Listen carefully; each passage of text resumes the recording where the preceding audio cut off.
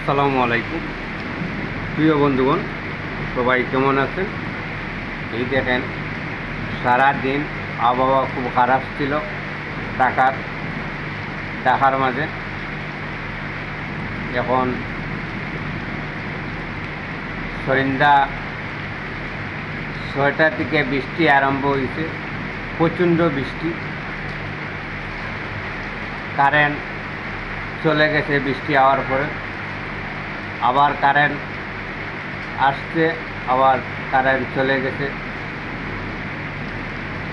এই দেখেন, প্রচণ্ড বৃষ্টি আর খুব বাতাস, জোর হাওয়া।